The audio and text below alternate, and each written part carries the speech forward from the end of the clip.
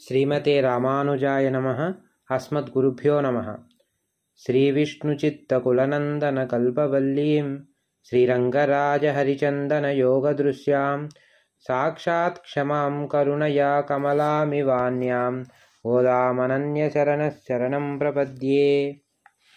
గోదాదేవి శ్రీకృష్ణుని చేరుటకు ద్వాపర యుగంలో గోపికలు చేసిన కాత్యాయని వ్రతమును ఆదర్శముగా తీసుకొని వారు ఏ విధముగా కాత్యాయని మహాభాగే మహాభాగిన్యధీశ్వరి నందగోపసుతం దేవి పతిమ్మే కురుతే నమః అని కృష్ణుని గమ్యముగా దేవిని ఉపాయముగా భావించారో, అలాగే గోదాదేవి కృష్ణునే ఉపాయముగా కృష్ణునే గమ్యముగా భావించి ఈ శ్రీవ్రతమును పేర తిరుప్పావై వ్రతమును అనుగ్రహించింది.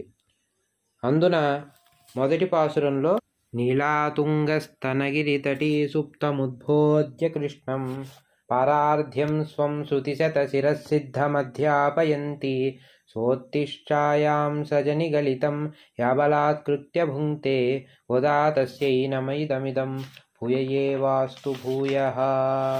மார்கழித் திங்கள் மதி நிறைந்த நன்னாளால் நீராடப் போதுவீர் போதுமினோ நேரிடையீர் சீர்மல்குமாய்ப் பாடி செல்வச் சிறுமீர்கால் கூர்வேர் கொடந்தொழிலன் நந்த கோபன் குமரன் எரார்ந்த கண்ணி யசோதைலம் சிங்கம் கார்மேனிச் செங்கண் கதிர்மதியம் போல் முகத்தான் నారాయణనే నమక్కే పరి తరువాన్ పారోర్ పొహడప్పడిందేలోరింబావాయ్. ఈ తొలి పాసురంలో గోదాదేవి సుసంపన్నమైన గోకులంలో పుట్టి శోభితులైన గోపికలారా, సెల్వచ్చిరుమీర్గాల్, మనము దివ్యమైన స్నానమునాచరించి ఈ వెన్నెలను కురిపించే శ్రేష్టతరమైన మార్గశిర మాసము నందు సూర్యుడైన నందగోపుని కుమారుడు. ఎటువంటి నందగోపుడు అంటే కృష్ణునికి ఏదేని ఆపద కలుగుతుందని పదునైన బల్లెము ధరించినవాడు. అంటే ఆయన రక్షణ ఎటువంటిది అంటే పెద్దలు వర్ణిస్తారు. తన ఇరువురు బిడ్డలు బయలుదేరుతున్నారని తెలిసి ఒక గండు చీమ పాకినా అది ఒక రాక్షసుడిగా భావించి సింహముపై కురికినట్లు దానిపై దాడి చేస్తాడట. కానీ సహజముగా దయాళు అయినవాడు నందుడు. అటువంటి నందుడికి విధేయుడు అనగా కుమారుడు అయిన కృష్ణ పరమాత్మ పరిపూర్ణమైన నేత్ర సౌందర్యము కలిగిన యశోదాదేవి దగ్గర మాత్రం బాలసింహము అంటే ఇలం సింగం అనే విధంగా ఉంటాడట. మరి స్వామి తనకు తాను ఏ విధంగా ఉంటాడు అంటే కార్మేని అని అంటుంది గోదాదేవి. ఏ విధంగా వర్షించడానికి సిద్ధంగా ఉన్న మేఘము నల్లగా ఉంటుందో అలాగే స్వామి వరములు కురిపించడానికి సిద్ధంగా ఉంటాడు కదా, ఆ ఉపమానం వాడుతూ ఎంతో నల్లగా ఉన్నాడని చెప్తుంది. మరి స్వామి యొక్క నేత్ర సౌందర్యం ఎటువంటిది అంటే శంకణ్ అంటుంది.